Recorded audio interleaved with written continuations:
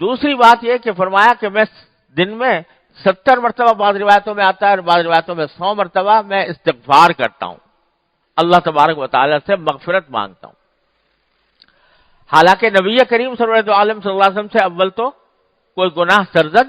ہو ہی نہیں سکتا، معصوم بنایا اللہ تبارک و تعالیٰ نے، اور اگر کوئی چھوٹی موٹی غلطی ہوئی بھی ہو تو اللہ تعالیٰ نے اس کی مغفرت کا اعلان فرما دیا،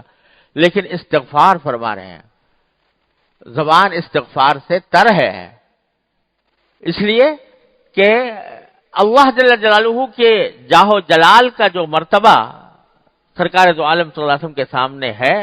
اس کو سامنے رکھتے ہوئے اپنا ہر عمل اللہ تبارک و تعالیٰ کے شایع نشان نظر نہیں آ رہا، بلکہ اللہ تبارک و تعالیٰ کے اس عظمت شان کو پیش نظر رکھ کر یہ سمجھ رہے ہیں کہ میں جو کام کر رہا ہوں وہ اس کی عظمت کا حق ادا نہیں ہو رہا، اس کے اوپر استغفار فرما رہے ہیں۔ تو جب نبی کریم صلی اللہ علیہ وسلم استغفار کے عادی ہیں اور فرما رہے ہیں کہ میں 100 مرتبہ استغفار کرتا ہوں دن بھر میں، تو امت کو تعلیم یہ دی جا رہی ہے کہ تمہیں تو اللہ نے معصوم بھی نہیں بنایا، تم تو پتہ نہیں کتنی غلطیاں کتنے گناہ تم سے سرزد ہوتے ہیں،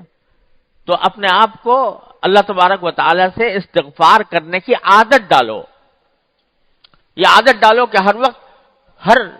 تھوڑے تھوڑے وقفے سے اللہ تبارک و تعالیٰ کی بارگاہ میں مغفرت طلب کرو، یا اللہ میں آپ کا بندہ ہوں، میرے گناہوں کو معاف فرما دیجیے، یا اللہ میں آپ کا بندہ ہوں، میرے گناہوں کو معاف فرما دیجیے۔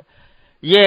تمہارے دل میں ایک لگن ہونی چاہیے، تمہاری زبان استغفار سے تر ہونی چاہیے، چلتے پھرتے اٹھتے بیٹھتے بھی اللہ تبارک و تعالیٰ کے سامنے اپنے گناہوں کی معافی مانگتے رہو، استغفار کرتے رہو۔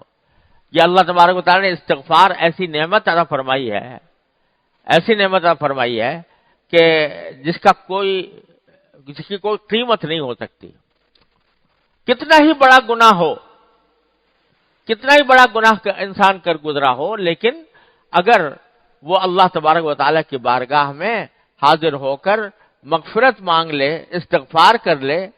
تو اللہ تبارک و تعالیٰ اپنے فضل و کرم سے انہوں نے اعلان کر رکھا ہے کہ معاف ہے۔ 70 سال گناہوں میں گزارے، بڑے بڑے گناہوں میں گزارے، لیکن آخر میں جا کر اللہ تبارک و تعالیٰ کی بارگاہ میں اس نے اگر توبہ کر لی اور استغفار کر لیا تو اللہ تعالیٰ فرماتے ہیں التائب من الذنب کمن لا ذنب لہ، جو گناہ سے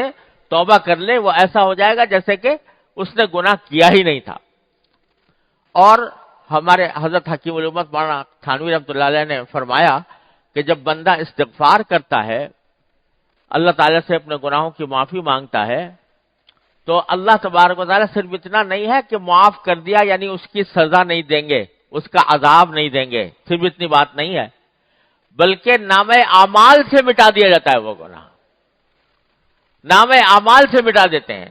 یعنی ایک صورت تو یہ تھی نا کہ جب آخرت میں نامہ اعمال آئے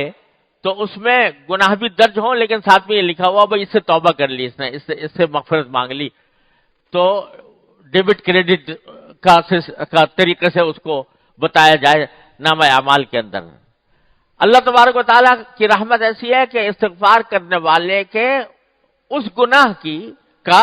جو اس نے کیا تھا، جس سے استغفار کیا تھا، اس کا ذکر بھی نامہ اعمال میں نہیں آئے گا، ورنہ کم از کم اس کو دیکھ کے شرمندگی ہوتی وہاں جا کر آخرت میں کہ آخر میں نے کیسے گناہ کیے تھے۔ اللہ میں کہتا ہے چلو سب میں نے معاف کر دیے، تمہارے نامہ اعمال سے مٹا دی۔